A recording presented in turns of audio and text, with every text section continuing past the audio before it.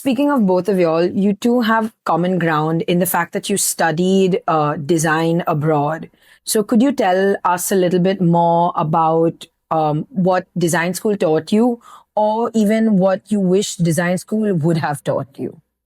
So I went to Parsons in New York, and it was a super international atmosphere. People from all across the world were there, all walks of life.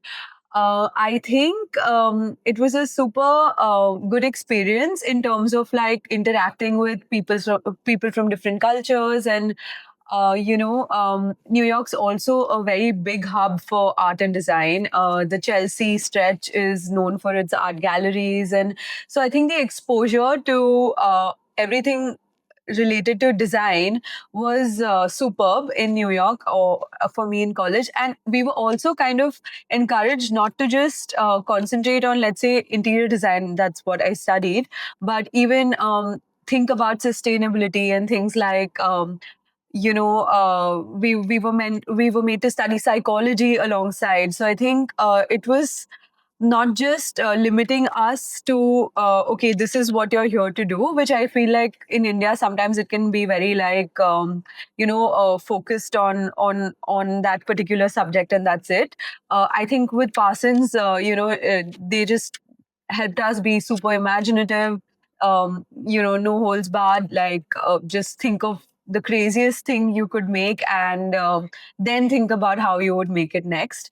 But on hindsight, I do feel like how you would make something is also as important as thinking of the idea. And execution is something that India teaches you really well, which college abroad doesn't.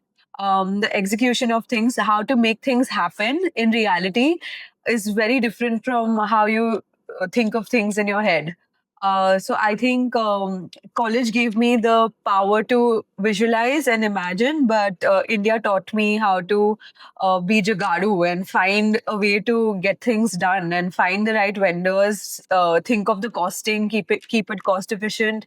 Find the best people to execute it for you, and that's actually what it's about. No, I think you said it perfectly. You are taught to dream and you're taught to like think big and imagine.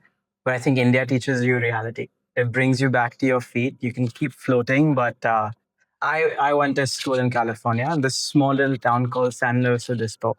Right by the beach, you have the hills behind you. Is an idyllic setting, very much like you, people from all walks of life. But I think what I was fundamentally taught was not just architecture. There was a lot of emphasis on philosophy, on history. I think the most courses that I did outside of architecture and design was architectural history.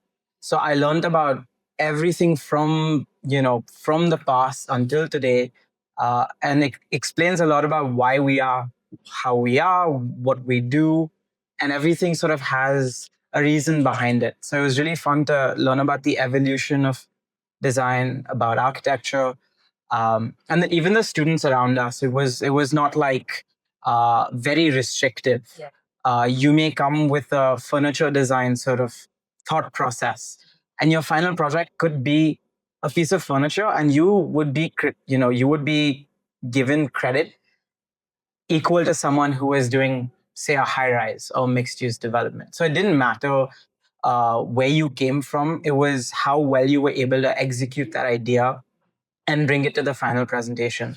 So it was 5 years, it was rigorous. But the idea was whether it's master planning straight to furniture design, everything in between was what was emphasized and taught to the students. So um, that's the value of American education. What I would say is missing is how do you make that a business? How do you value your time? How do you value the time of the team that you're building around you?